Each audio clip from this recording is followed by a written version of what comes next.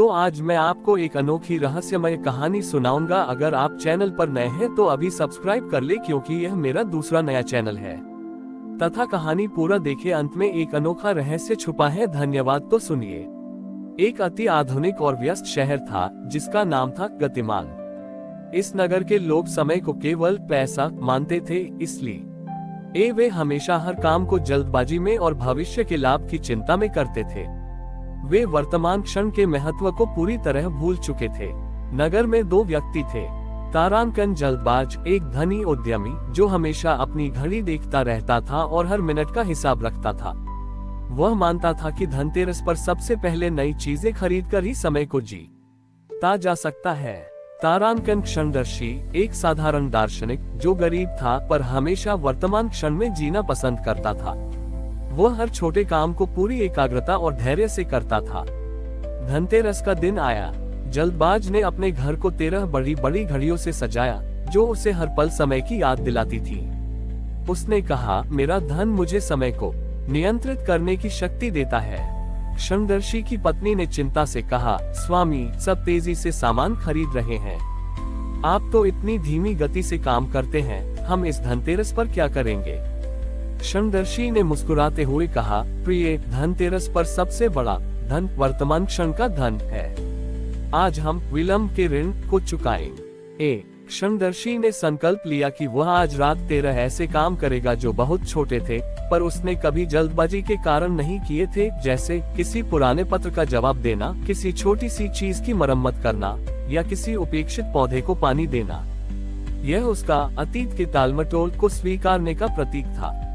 उस रात माता लक्ष्मी, कुबेर और स्वयं काल नियमता समय के देवता नगर भ्रमण पर निकले। वे जल्दबाज के घर पहुँचे। वहाँ कीमती घड़ियां तो थीं, पर काल नियमता ने देखा कि उन घड़ियों के कांटे तेजी से दौड़ रहे थे और जल्दबाज का हृदय भविष्य की चिंता से धड़क रहा था। काल नियमता ने कहा, इस व्यक्ति ने समय को बांधने की कोशिश की, पर इसने वर्तमान क्षण को खो दिया। इसका सारा धन विलंब के ऋण से दूषित है, क्योंकि इसने जो काम करना था वह कभी भी पूरी एकाग्रता से नहीं किया। माता लक्ष्मी ने कहा, मैं वहां नहीं रुकती जहां वर्तमान की उपेक्षा होती है। देवता फिर क्षणदर्शी की झोपड़ी की ओर बढ़े। क्षणदर्शी उस समय पूरी एकाग्रता से एक पुराने दिए की मरम्मत कर रहा था। वह हर क्षण को महसूस कर रहा था। काल नियमता ने घोषणा की, ये व्यक्ति मेरा सच्चा उपासक है। ये वर्तमान क्षण का धन कमाता है। माता लक्ष्मी ने उस पुराने दिए को स्पर्श किया। वह दिया तुरंत एक दिव्य कालदीप में बदल गया, जिसकी लौ स्थिर और शांत थी, जो अखंड वर्तमान का प्रतीक थी। काल नियमता ने वरदान दिया, क्षणदर्शी, तुमने सिद्ध कर दिया कि धनतेरस पर सबसे बड़ा धन वर्तमान क्षण के प्रति जागरूकता है। मैं तुम्हें समय का 13वां उपहार देता हूँ। तुम्हारा हर क्षण 13 गुना अधिक सार्थक, उत्पादक और शांतिपूर्ण होगा। अगले दिन जल्दबाज ने देखा कि उसकी सबसे महंगी घड़ी अचानक रुक गई है और उसे एहसास हुआ कि उसका सारा धन और समय का नियंत्रण एक भ्रम था। क्षणदर्शी का कालदीप पूरे नगर में प्रसिद्ध हो गया।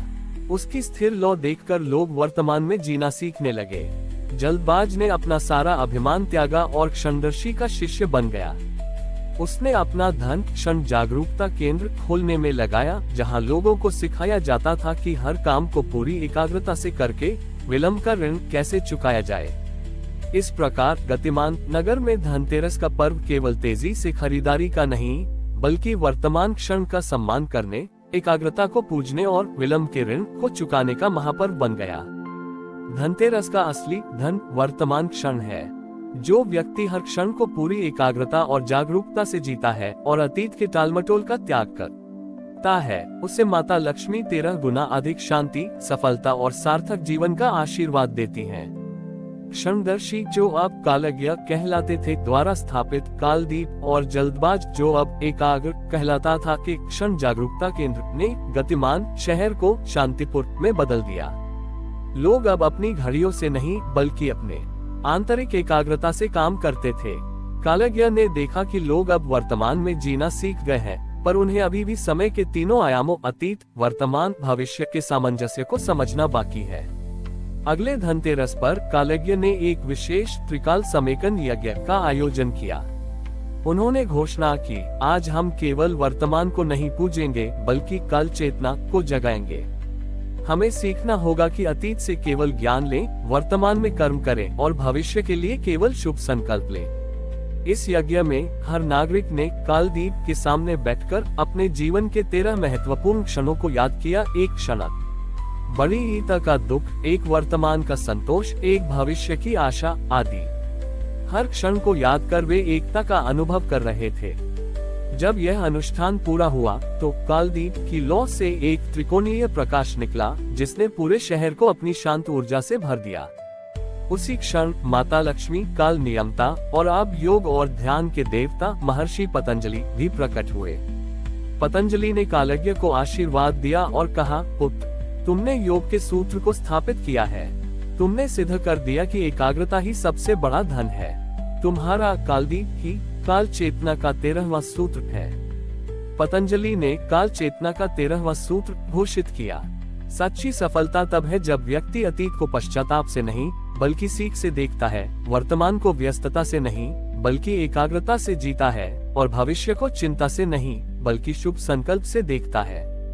काल नियमता ने घोषणा की, जो व्यक्ति इस सूत्र का पालन करेगा उसे कभी भी विलंब का ऋण नहीं चुकाना पड़ेगा। उसका जीवन 13 गुना अधिक स्थिर और सामंजस्यपूर्ण होगा। माता लक्ष्मी ने घोषणा की, मैं वहां रहती हूं जहां अतीत की कृतज्ञता, वर्तमान की एकाग्रता और भविष्य का शुभ संकल्प होता है। इस नगर का धन अब समय की शक्ति से बंधा है। एकाग्र जल्दबाज ने उस दिन घोषणा की कि वह अपनी सारी संपत्ति त्रिकाल जागरूकता केंद्र में लगाएगा, जहां लोगों को सिखाया जाएगा कि कैसे अतीत, वर्तमान और भविष्य को सामंजस्य में लाकर जीवन जीना है। इस प्रकार शांतिपुर में धनतेरस का पर्व केवल क्षणिक लाभ का नहीं बल्कि त्रिकाल की चेतना को जगाने, एकाग्रता को पूजने और जीवन में पूर्ण सामंजस्य लाने का महापर्व बन गया। धनतेरस का असली धन समय का विवेकपूर्ण उपयोग है।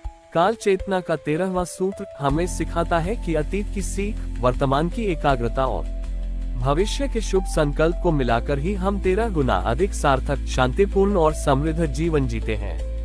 हमारी और भी आध्यात्मिक एवं अनोखी कहानियां देखने के लिए हमारे चैनल पर जाएं तथा धार्मिक एवं पौराणिक अनोखी कहानियां हमारे चैनल पर है। कृपया जाके देखें तथा हमारे चैनल को सब्सक्राइब करके रखें और वीडियो लाइक जरूर करें। धन्यवाद।